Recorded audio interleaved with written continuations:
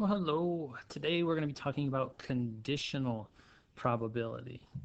Okay, now conditional probability is what happens whenever you're trying to find the probability given that something else has already happened. Now that word given is pretty important, and it's not going to always be listed, but a lot of times on entry-level probability problems involving conditional probability, you'll see the word given. Find the probability that you drew a 5 given that the number was at least 3. Find the probability that you rolled a 6 given that you rolled an even number. You know, things like that. Okay, so here's what it actually looks like. So the probability of event 2, and we'll call that E sub 2, it's a subscript, occurring given that E sub 1 occurred, looks like this. And we use this vertical line here, and that means given that. Given this happened. A lot of times, too, instead of, if you don't like subscripts, sometimes people don't like subscripts, and so they'll say like this, the probability of B given A. And that would be the probability of the overlap, okay, B intersect A, divided by the probability of A. This is another way of writing it. Okay, the probability that B happens given that A happened is the intersection divided by the likelihood that A happened. Okay, we could think of it with Venn diagrams if you wanted to, but let's just go ahead and get going on with this. All right, so a single card is drawn from a deck of cards. Determine the probability it's a club given that it's a black card. So it's kind of like this. It's almost like tipping my hand. Okay, say I drew a card, but and I don't show it to you. I'm holding it up, but just maybe like out of the corner of your eye, like I turn a little bit, and just out of the corner, you caught the fact that it was black.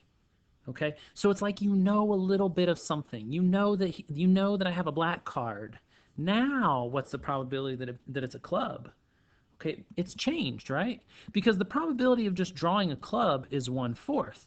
But now that you know I definitely have a black card, it's gotten rid of all of the red cards as options. So what really happens is we're going to be look at the number of black and club cards and divide that by the number of black cards. So there are 13 black club cards. Cards that are both black and also clubs. There's 13 of them. And there's 26 black cards total. So 13 out of 26 is 1/2. Normally, if you didn't know that it was black, you would say there's a 1/4 chance that you drew a club. But as soon as you know that it's black, then that probability changes. It's like tipping your hand. It's like giving away some extra information. Okay, let's say you roll a die. Okay, I roll a die, and what's the probability that you got a number less than or equal to 2 given that it's less than 5? It's like I roll a die and I cover it up, and I'm looking at it, and if I just said, hey, what's the probability the number is less than or equal to 2? You would probably say something like this. You'd say, well, I know that in a die, 1, 2, 3, 4, 5, and 6, less than or equal to 2, it's 2/6. There's a 2/6 chance that you rolled a number less than or equal to 2. But what if I tell you, I peek under my hand and I look at it and I say, what's the probability that it's less than or equal to 2 given that it's definitely less than 5? I rolled a number less than 5. Okay, so in your brain, you're probably thinking, oh, wait a minute. That means those are no longer options. So instead of 2 out of 6, it's actually only 2 out of 4. Okay, 2 out of 4, or in other words, a 50% chance, 1/2. Like that's substantially different. So less than or equal to 5 and less than 5 and less than or equal to 2, there would be 2 of those, and then less than 5, there would be 4 of them. So 1/2. All right. Okay. Next, we've got 200 patients had either hip surgery or knee surgery. And they're asked whether they were satisfied, dissatisfied, or neutral regarding the results. So here's all the results. This is what we call a two-way table. Okay, so we have the type of surgery, knee and hip, and then we have their satisfaction. They were either satisfied or dissatisfied, and of course we have a totals column. So if one person from the 200 patients is selected at random, find the probability that person was satisfied with the results of the surgery. Okay, well, it said we're choosing one person out of the 200, and it just wants to know what's the probability they were satisfied. So let's look and find how many satisfied people there were. Right here, 160. So there were 160 out of 200 people satisfied. And you could reduce that down to a fraction if you wanted. That does come out to be just 0.8. Now, what about satisfied with the results given that they had knee surgery? Oh, given that they had knee surgery. Given they had knee surgery. So, okay, well, actually, I'm going to show you a little trick, something I like to do. So if I have, let's go to here, and we'll go, let's get rid of that. If I know that they had to have had knee surgery, that means I don't care about anybody that's not knee surgery. It's almost like I can just get rid of them. There, I got rid of them. Because when I see given knee surgery, this is all I care about. That's the ones that I want to know, right? This is what I'm concerned about, knee surgery people. Okay, well, now I can clearly see there were 95 people that had knee surgery, and there were 70 of them that were satisfied. Then if we go ahead and if we put that in a calculator, just to figure that out, take 70 divided by 95, and we find that it's 73.7% about, or about 0.737, give or take. Okay, so notice how these are different, right? Overall, 80% of people were satisfied, but notice that less than that were satisfied with knee surgery. And the reason why you might want to know this is, you know, a hospital might be interested in, hey, how can we be better? Hey, we have an 80% satisfaction rate. That's true, but look, your satisfaction rate for your knee surgeries is actually kind of low. So even though all in all you have 80% satisfaction, your hip surgeries have a much higher satisfaction rate than your knee surgeries. What about dissatisfied given the person had hip surgery? Okay, well, once again, I'm going to come up here and we'll go and we're going to get rid of everybody.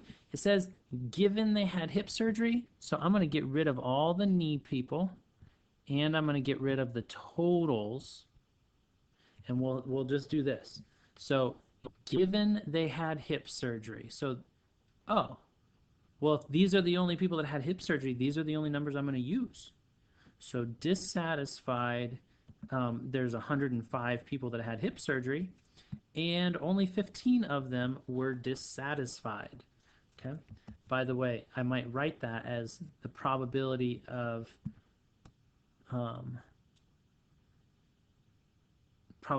dissatisfied given they had hip surgery. Like, that's probably how I would write it. Okay, so 15 out of 105 comes out to be 0.143 about. The last one that we have here, had hip surgery given that the person was dissatisfied. So this time we're actually going to look at just the dissatisfied people. Okay, so if we look at just the dissatisfied people, it's kind of like I'm going to get rid of that, and I'm going to get rid of that, and now I can focus in on the numbers that are important to me. Because when it says given dissatisfied, so now I'm looking at just the dissatisfied people. Now I can say, okay, there were 40 people total, and I'm looking for had hip surgery. Looks like 15 of them had hip surgery. So 15 out of 40 which comes out to be 0.375. Okay. There we go. And that's conditional probability. I've got one more problem here for you to look at. I like this little method of blocking out the things that don't matter. Figure out what does matter, right? In this case, dissatisfied, and block out the things that don't. So here's one more example for you to look at. Go ahead and give this one a go, and I'll get the answers put up here in just a second. So it's a good idea to pause and see if you can do this on your own, and then I'll get these put up. Okay, so let's get going here. The probability the person was male. Well, male, there was 145 out of 295. So 145 2/95. And then, I mean, you can divide that if you want. I don't know that I'm going to reduce everything down. This comes out to be 29/59, or about 0.492, give or take. Okay, what about the probability that they're 15 to 64, like they're that middle age part, the probability that they are 15 to 64. Well, we got to look back up here and we're going to find the total amount that is 15 to 64. That is right here. That's the total amount that's 15 to 64, 198. And then out of the total amount of people, which is 295. So 198 divided by 295 is 0.671. There we go. All right, now the next part says 15 to 64 given that the person is female. Ooh, okay, so as soon as we see this, given that the person is female, that means that we're going to come up here and we are going to get rid of all of the males. We are only looking at the females. Okay, so we can get rid of that, get rid of that. This way we can focus in just on the females. Now we say 15 to 64, given they're female. Okay, check. We're only looking at the females, and we're looking for 15 to 64. That's this number here. So that will be 99 out of 150. Okay.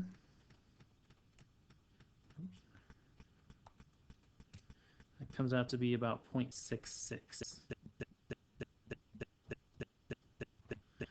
Okay, 65 years old, given that the person is female. Oh, well, that's nice. We're already only looking at females, so we don't have to erase anything. We're good here. 65 years or over. That's 21 out of 150. Okay. And then done it for the other one, so I might as well do it for this one. We'll get a decimal put up here, and that comes out to be just 0.14. Okay, female, given that they're 0 to 14. Okay, now that's different. Notice that I'm not looking at just females now. It says, given that the person is 0 to 14. So when they say that, now I've got to think about, that's the only one I want, so I'm going to get rid of the rest of this, right? Let's get rid of that. Get rid of all the rest of this stuff, because that's not what I want. There. Now that I've done that, I can focus in more so on those youngsters. Given that the person is 0 to 14, find the probability they were female. Well, there were 61 of them that were in that age range, and as far as the females go, 30 of them were female. So 30 out of 61. That's 0.492. Lastly, male, given the person was middle-aged, is 15 to 64. So let's clear this up. And now let's go over here. All right, so let's do that. That'll be pretty. Male, given the person is middle-aged. So I only want the middle-aged people. I'm going to block out everything else. Get rid of that. Get rid of that. Get rid of that. There we go. Okay, so now it's a little easier to focus if you're not distracted by the flowers. It's a little easier to focus just on this age range, 15 to 64. 15 to 64, there were 198 people. And if I'm looking at the probability of males, well, there were 99 of them that were males. And that comes out to be just exactly 0.5, because that's just exactly half. Okay, that's conditional probabilities. They can be more complicated, but I really like doing the ones. I think these are some of the fun ones actually you do with charts. They don't always come with charts like that, and then you kind of have to do them how we did at the start. All right, well, I hope this was beneficial and helps you figure out some conditional probabilities. Good luck.